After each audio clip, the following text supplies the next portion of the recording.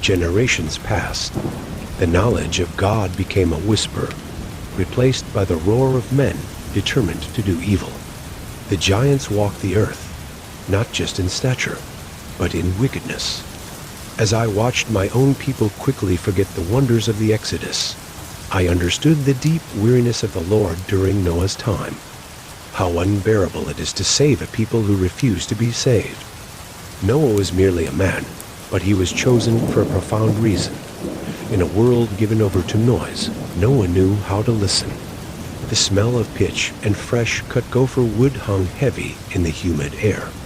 The sun was scorching, but the work never stopped. Noah, his beard long and streaked with sawdust and sweat, hammered a colossal peg into the frame of the ark.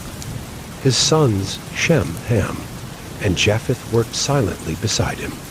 They were strong men, hardened by ridicule more than by labor. The local village elders stood a safe distance away, pointing and laughing. Their laughter was a constant background noise, almost as loud as the hammers. A beautiful woman named Lilith, draped in gold and vibrant, scandalous silks, approached the perimeter of the absurd construction site. "Noah," Lilith called out, her voice dripping with scornful amusement. "Are you truly still at this madness? The river is miles away. Why build a fishing boat big enough for a city on a perfectly dry hill?"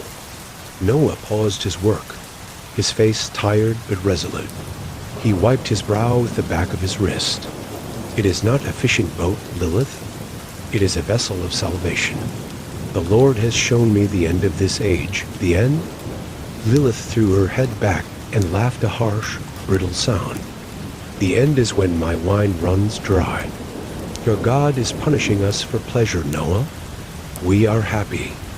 We live every day to its fullest, unlike your dull, obedient family." Noah dropped his hammer, the clanging echoing across the valley. His eyes were full of pity, not condemnation. But Noah found grace in the eyes of the Lord. These are the generations of Noah.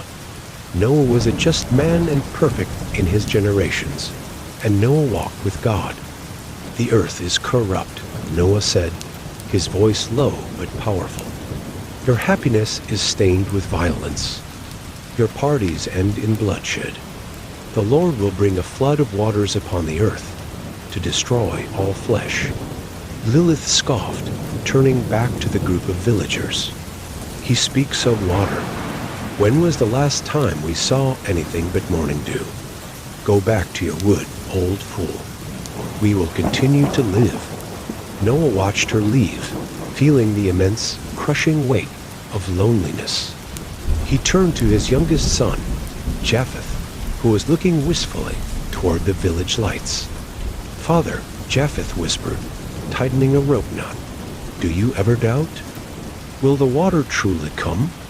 Noah placed a hand on his son's shoulder, turning him to face the vast, windowless side of the ark. "Doubt is the shadow of faith, my son. It is natural. But look at this vessel. It is absurd. It is a monument to ridicule. If the Lord were not real, if his promise were not certain, would I sacrifice my comfort, my reputation, and my very life to finish this?" Noah looked up at the unchanging blue sky, then back at the massive work of his hands. "He has given us the measurements. He has given us the time. Our faith is shown not in believing the easy things, but in trusting the impossible. We must prepare the ark for the day the sky keeps its promise." The day came. The animals arrived not in a chaotic stampede, but in orderly, quiet pairs of silent, creeping miracle that terrified the villagers more than any threat of rain.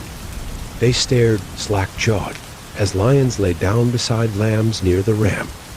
Noah's family, weary and relieved, finally climbed the massive ramp. Noah paused at the entrance, looking out at the masses of people who had rushed the ark, suddenly begging for entry for the safety they had mocked for a century. Noah looked up, tears blurring his vision. He couldn't open the door. The promise of grace was over.